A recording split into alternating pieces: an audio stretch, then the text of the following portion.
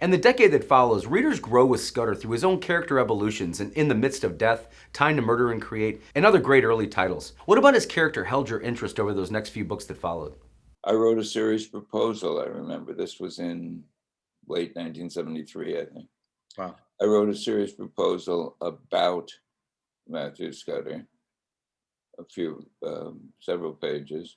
And then I wrote the three books, one right after the other, The Sins of the Fathers, Time to Murder and Create, and In the Midst of Death. And Dell bought them, was very pleased with them, but it took a while for them to come out because Dell was having a lot of problems themselves at the time. The books eventually came out and didn't sell well. They sold well where they were distributed, but they weren't distributed well, so they didn't develop much. And then somehow I found myself still interested in Scudder. Well, it's quite a good thing for fans that you did because you went on quite a prolific run after that with 8 Million Ways to Die, When the Sacred Gin Mill Closes, Out on the Cutting Edge, A Dance at the Slaughterhouse, A Walk Among the Tombstones, The Devil Knows You're Dead, A Long Line of Dead Men, Everybody Wicked, and Everybody Dies. How did you decide that you'd age Scudder throughout all these decades of writing him? There was no commercial reason for me to remain interested in him because it was unlikely that any other publisher would want to take over a series that one publisher had already gotten nowhere with. But I wrote a couple of novelettes that I placed in Alfred Hitchcock's Mystery Magazine. And then one day, a couple of years later, was I think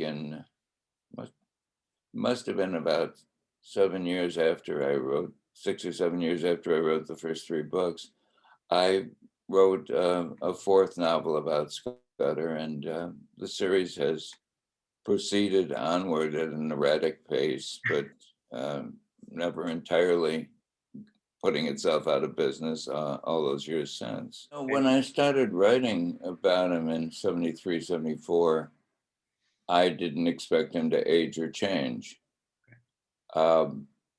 Typically, series characters in crime fiction didn't.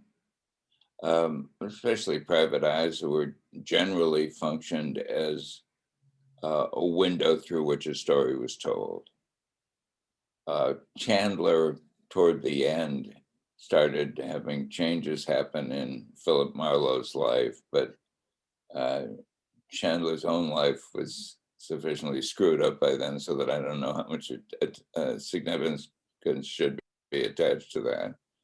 But basically, a character stayed unchanged. And I figured Scudder, for as long as I wrote about him, would lead the same life and stay the same unspecified age, which was probably late 30s, something like that. And other characters I've written stay the same age.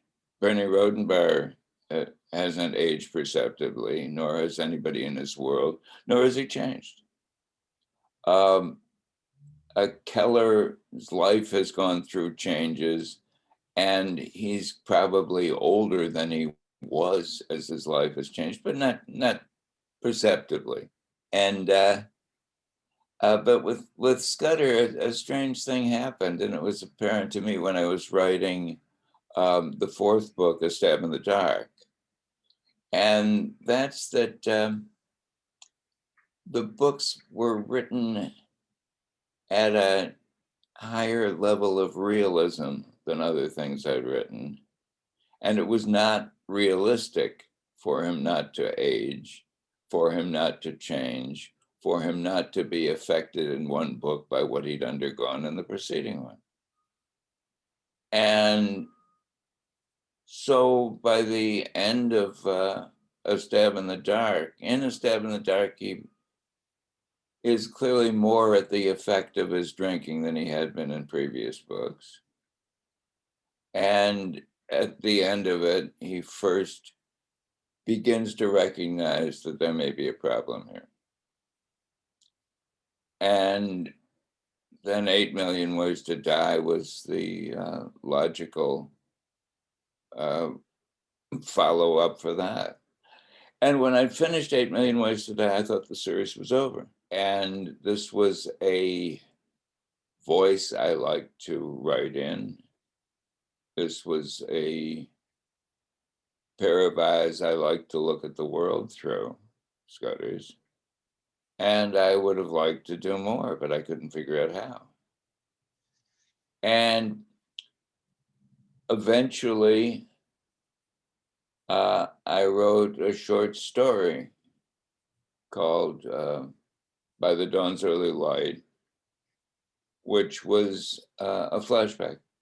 It was, well, not a flashback, it was set back in time. And it probably took place somewhere during the first couple of books. And it was very successful. It was my first sale to Playboy. It was an Edgar Allan Poe Award nominee. Did it win? I think it won. And it was, I was very pleased with it. And I realized that it could be a book. Now, the story ran about 7,000-8,000 words, I think, and I expanded it to a book called When the Sacred Gin Mill Closes, which was over 80,000 words. So it was not simply stretching a short story out. A couple other subplots became incorporated in it, and it was a book I was very, very pleased with. But that didn't mean the series could go on. You know, you can't have this guy remembering something every book. Right.